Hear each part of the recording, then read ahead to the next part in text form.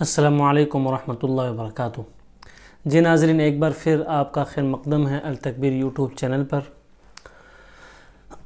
میں امید کرتا ہوں کہ آپ تمام حضرات ہمارے اس پروگرام کو آخر تک ضرور دیکھیں گے، اور جو حضرات ایسے ہیں جو پہلی بار ہمارے چینل پر آئے ہیں، پہلی بار ہمیں سن رہے ہیں، دیکھ رہے ہیں، ان سے درخواست ہے، اپیل ہے کہ آپ چینل کو سبسکرائب کریں اور بیل آئیکن کو ضرور دبائیں، تاکہ ہم آپ کو ایسی اور اسلامک ویڈیوز اور اسلامک معلومات مسائل کے تعلق سے مہیا ہوتی رہیں۔ آج کو جو ہمارا ٹاپک ہے، آج کا جو ہمارا عنوان ہے وہ ہے کہ مرد اور عورت کی نماز میں کیا فرق ہے۔ بہت سی مرتبہ ایسا سوال پوچھا جاتا ہے، فون آتے ہیں کہ بھئی مفتی صاحب، مرد اور عورت کی نماز میں کوئی فرق ہے، نماز پڑھنے کے طریقے میں کوئی فرق ہے کہ نہیں۔ عورتوں کے مسائل کے اندر شریعت نے، اللہ رب العزت نے عورتوں کے مسائل کے اندر، کسی بھی مسئلے کے اندر جہاں ان کو کوئی بھی بات آتی ہے تو پردے کا بڑا اہتمام کیا گیا، ان کی سطر کو چھپانے کا، ان کی سطر کھل نہ جائے، ان کی سطر کی بے ادبی نہ ہو جائے، بے حرمتی نہ ہو جائے۔ اس وجہ سے جہاں کوئی بھی مسئلہ ہو، جیسے حج ہو، روزہ ہو، کوئی بھی اور بھی جتنے مسائل ہیں، اس کے اندر عورتوں کے لیے الگ لحاظ رکھا گیا ہے۔ عورتوں کے لیے ناپاکی کے اندر بھی عورتوں کے مسائل کچھ الگ ہیں۔ اسی طرح نماز کے اندر عورت کے لیے سطر کا خیال بہت زیادہ رکھا گیا کہ اس کی بے پردگی نہ ہو۔ ہاں، سن لے وہ بھائی جو ضد کرتے ہیں کہ عورت اور مرد کی نماز میں کوئی فرق نہیں ہے۔ بالکل عورت اور مرد کی نماز میں پڑھنے کے طریقے میں فرق ہے، اور ایسی احادیث موجود ہے کہ جہاں اللہ کے نبی نے، پیارے آقا محمد عربی صلی اللہ علیہ وسلم نے مردوں کو یہ کہا کہ آپ لوگ اپنے ایک ہاتھ کی ہتھیلی کو دوسرے ہاتھ کے پشت پر ناف کے نیچے باندھیے، اور عورتوں کو کہا کہ آپ اپنے ہاتھوں کو سینے کے اوپر باندھیے۔ یہاں پر عورتوں کے لیے یہاں سمجھ میں آ رہی ہے، اس میں ادب احترام زیادہ ہے، سطر کا چھپانا زیادہ ہے۔ ایسی احادیث موجود ہے۔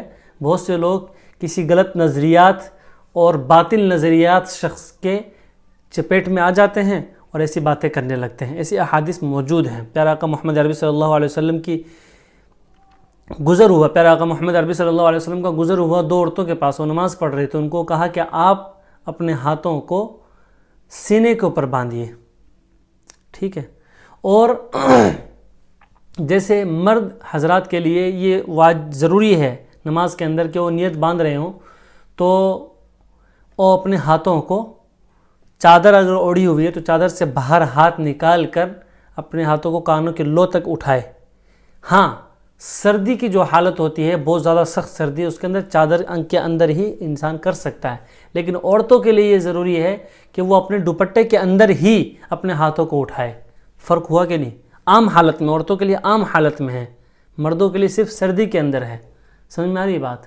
اور پیارے آقا محمد عربی صلی اللہ علیہ وسلم نے ایک مرتبہ حضرت وائل بن ابن حجر رضی اللہ تعالیٰ عنہ کو فرمایا کہ عورتوں کی نماز ایسی ہونی چاہیے کہ وہ جب سجدے میں جائے تو ان کے جسم کا کچھ